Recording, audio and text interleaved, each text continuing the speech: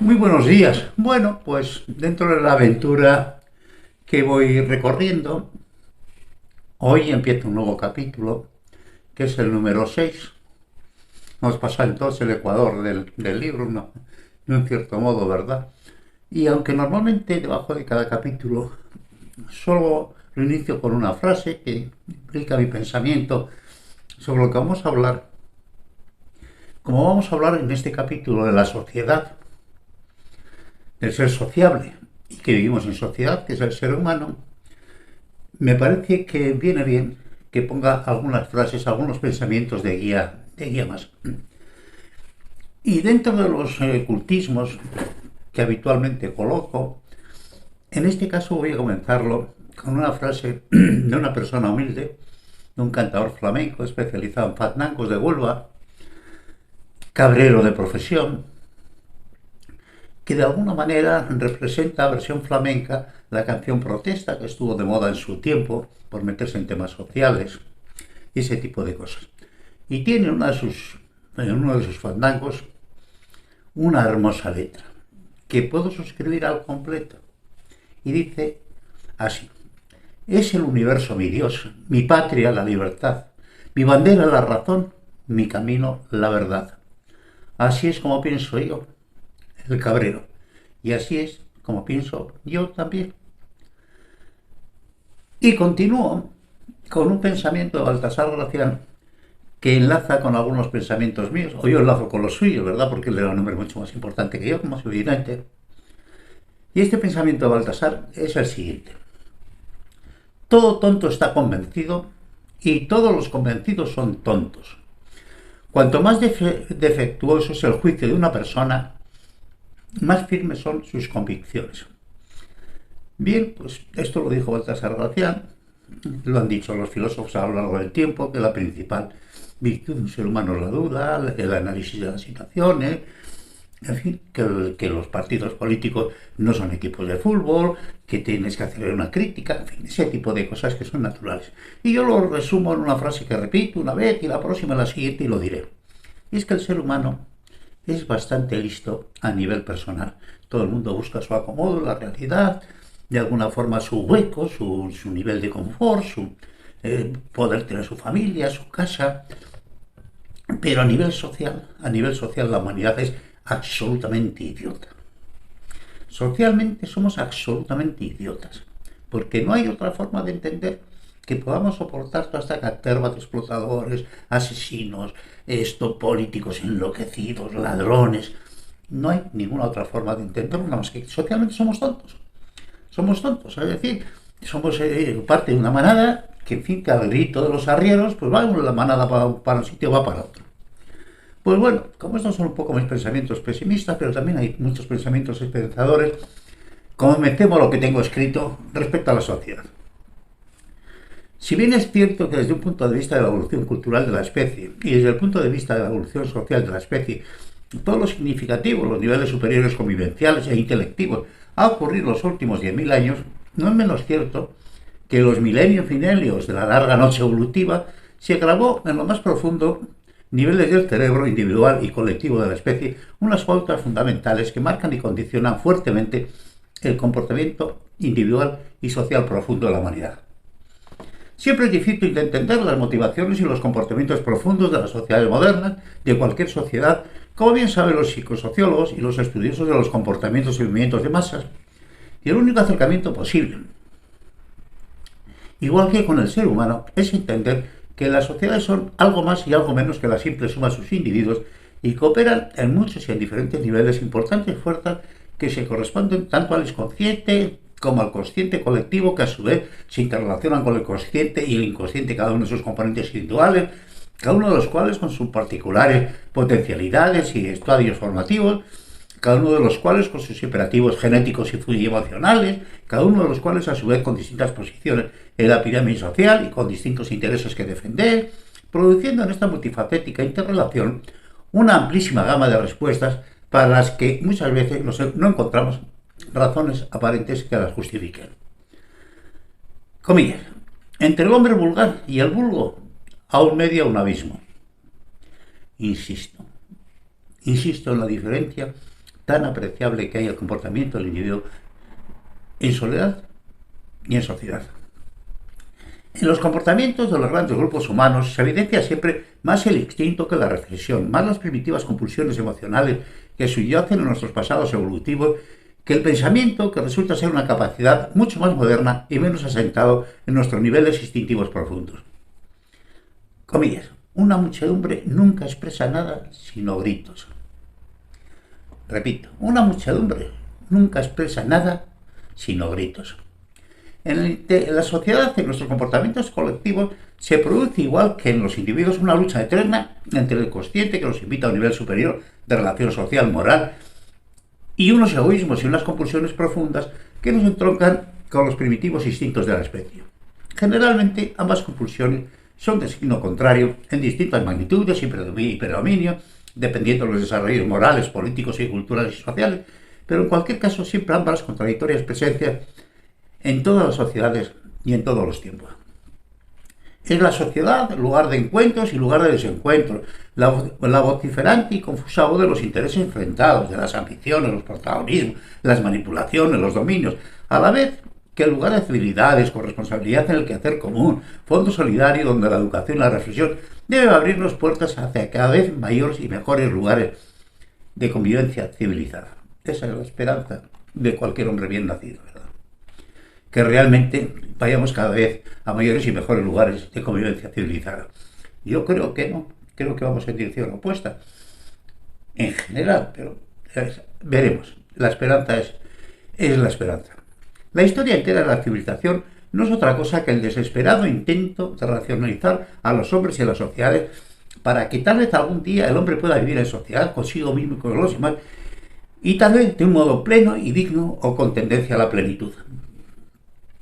Desde un punto de vista del tiempo evolutivo, el tiempo de nuestra evolución cultural virtualmente no existe, y pensar que los comportamientos sociales pueden explicarse desde la razón sin considerar los niveles profundos de lo que somos, llevan a esa perplejidad horrorizada cuando contemplamos la aparente sinrazón de los movimientos de los individuos formando parte de una colectividad y la propia dinámica de esa colectividad. Estas sorpresas, estos horrores, estas ignorancias ante los comportamientos sociales provienen fundamentalmente de un error cultural de origen,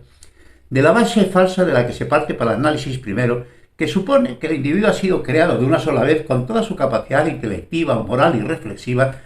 y claro, que de tal supuesto es difícil de entender las aparentes irracionalidades, las profundas contradicciones, la eterna lucha que se produce tanto en los individuos como en las sociedades, en el lento y a veces contradictorio devenir hacia superiores niveles de conciencia, conocimiento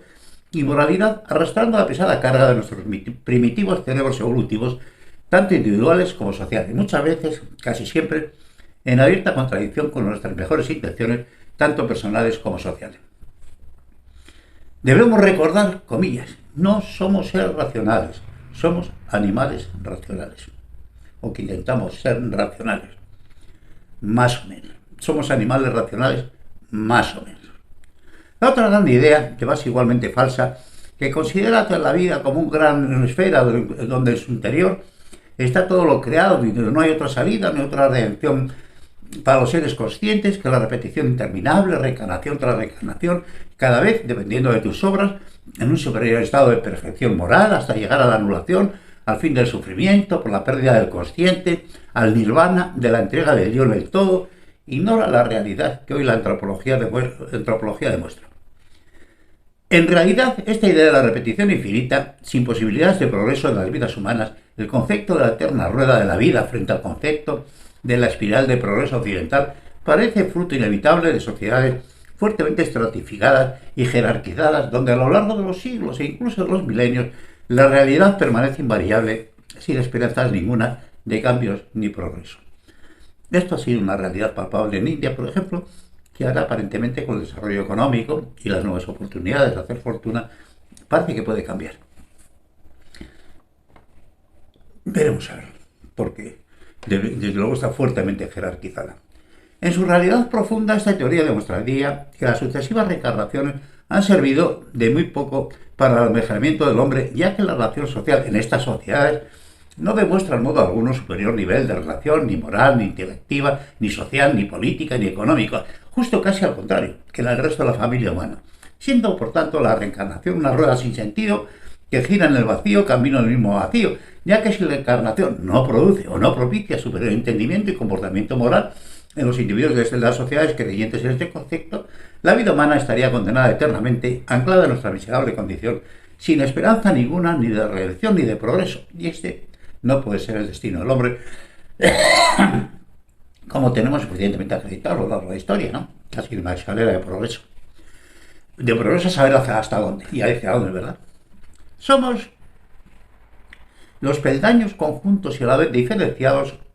en modos y tiempos distintos de una escalera de progresión evolutiva y de una escalera de progresión cultural evolutiva cuyo destino final nadie puede ni siquiera imaginar, pero la puerta que nos conduce hacia ese ignoto destino es efectivamente la perfección intelectiva y moral, sin las cuales difícil será que tengamos un futuro colectivo, ya que la ley moral fundamenta o debe fundamentar las leyes, y las leyes el orden social justo, sin lo cual es imposible ninguna sociedad viable y estable a largo plazo, fundamentada en los seres humanos.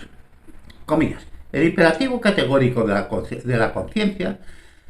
mándanos a hacer el bien por el bien sin atender al premio o al castigo. Santa María. Es un hermoso pensamiento. La larga noche evolutiva, la casi eterna noche del devenir de la vida y del desarrollo de nuestra especie, puede ser que desde el punto de vista de la evolución cultural de la especie no tenga ningún significado, pero no ha pasado sin coste y sin precio en la conformación de las pautas profundas de nuestro comportamiento individual y colectivo profundo. Las dos compulsiones más profundas del ser humano tienen que ver con la procreación y con la supervivencia. Y las dos compulsiones más profundas de la sociedad también. Y en la sociedad como en el individuo se reproduce la eterna dicotomía, la lucha eterna entre el bien que nos vincula colectivamente a un entendimiento superior de justicia relacional y el mal que nos vincula colectivamente a nuestros más profundos prejuicios de insonoridad y egotismo.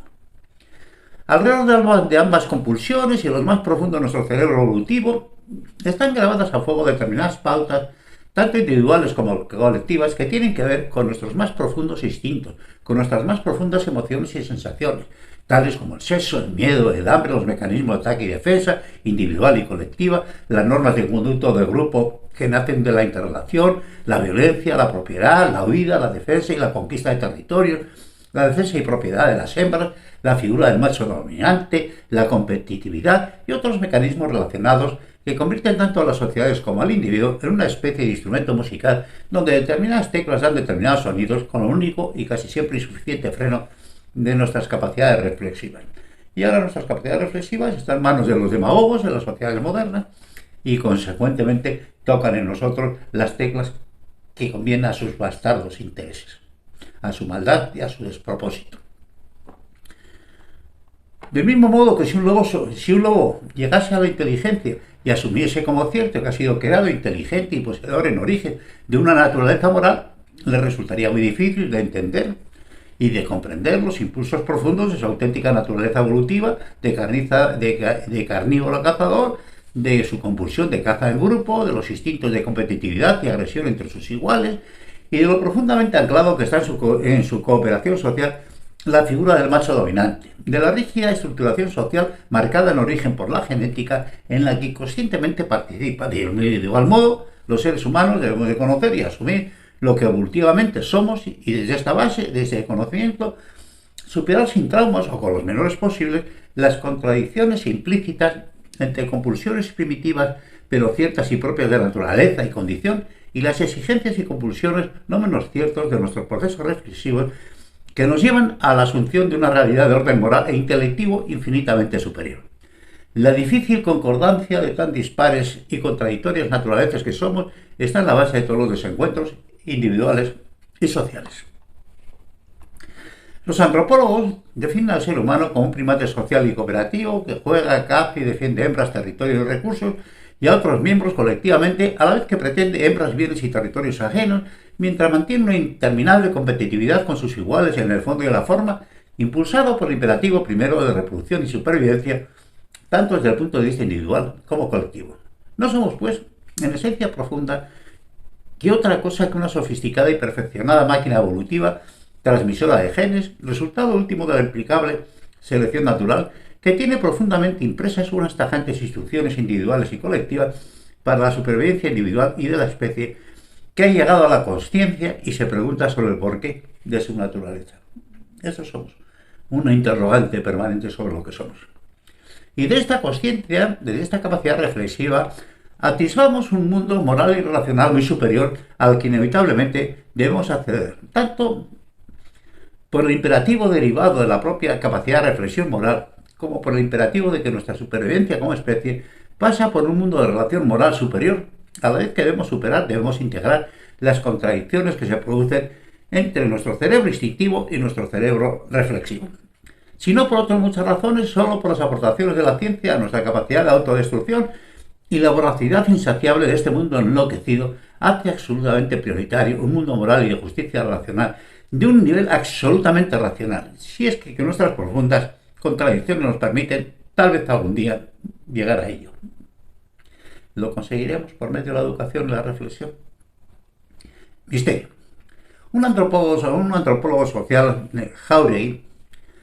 en un documentado y bien razonado trabajo sobre las claves de nuestra identidad colectiva, define al hombre en sociedad como básicamente un homo tribalis, es decir, el componente de una tribu. Lo único que ha cambiado es el tamaño y la complejidad de la tribu.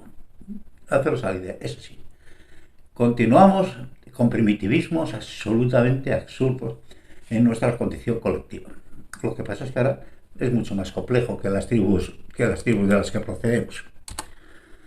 Y que la identidad asumida como tal miembro no es una solución electiva y reflexiva, sino que pertenece al mismo nivel de mecanismo profundo que condiciona nuestras respuestas automáticas más elementales y violentas ante la agresión, la sexualidad, la propiedad, la territorialidad y la supervivencia. La única diferencia estriba en que nuestros mecanismos primarios, violentos y elementales, se ponen automáticamente en marcha los individuos en situaciones ciertas, también en situaciones imaginarias para los peligros presentidos, mientras que estos mecanismos de respuesta colectiva e individual se ponen en marcha automáticamente también en defensa de los valores simbólicos que personifica la tribu. Puede haber el mismo tipo de respuesta automática violenta ante una agresión física que ante un insulto a la bandera o a los tótems de la tribu, que un ataque conflictual del que aparentemente un ataque conflictual en el que aparentemente no se pone en peligro al individuo,